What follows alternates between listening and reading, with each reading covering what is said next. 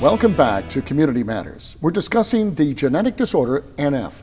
We're joined by Rick Prommel, Executive Director of the NF Tumor Foundation, and Janelle Bell, a volunteer at the foundation. And to both of you, thank you for being here today. Janelle, why don't you tell me about what you do there at the foundation? I think really I'm a two-part. I'm a recipient of what the foundation does because I do have NF myself, but I'm also volunteering, or at least trying to gain awareness and get the word out to people about the foundation. And we've participated in walks, charity walks for NF to raise money for the foundations that directly target the NF. Is that kind of frustrating? I mean, in a way that there are so many different foundations, so many walks and what have you. And NF, quite honestly, I didn't know really anything about it coming into this, and I feel a little bad that I maybe should have. But well, Rick, maybe you can talk a little bit about the foundation and building awareness. I mean, how important is that? It's really important to build awareness. Our previous director used to always say that NF is the rarest common disorder because it occurs so frequently, nobody knows about it. So our big effort is to try, as our foundation, is to try get the word out there, become a hub for the community. We're always trying to increase our presence so that people know that there's a place to go to where there's somebody there that understands their life experience, that understands what it's like to live with NF. Because it's not necessarily like living a normal life. You've got extra challenges, and we want to be there for that community. You know, 1 in 3,000, that's a lot of people. When you break down even just the population of our viewing area, that's a lot of people that have it. How important, Janelle, is that for the foundation, I mean, to be there for folks? I mean, you yourself are suffering from it. I mean, what does the foundation bring to the table? Well, like Rick said, it's just the awareness, because people, they don't know about it. They don't understand what it is. They've never heard of it, heard of the name. They've maybe seen people that have it, but they don't even know what it's called. And with the foundation, to be able to get that word out, in pieces like this, then we can communicate and we can educate people more on what the condition really is. What are some of the ways the foundation is trying to increase awareness in the community? We try to have a very active social media presence, first of all, because that seems where people like to be. People like to be online lately. Facebook, huge, right? Right. And we are working to create support groups in the areas that are most needed, events that we try to hold throughout the year to raise awareness, and obviously some money for the foundation so that we can spread our reach a little further.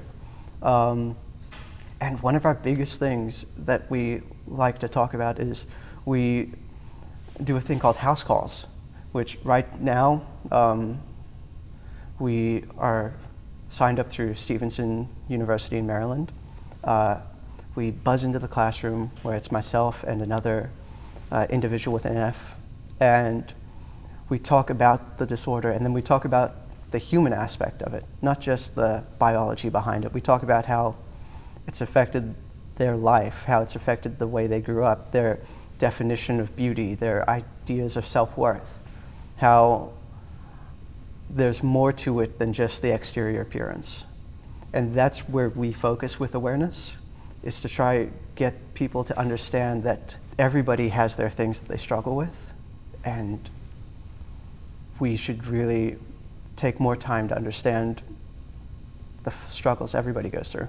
Yeah, I mean, I wouldn't have thought of that, but that's a wonderful place to be. And Janelle, for you, you suffer from it, and I'm sure you know others who do. Right. That kind of support group, what does that mean to you? I mean, how does that impact you?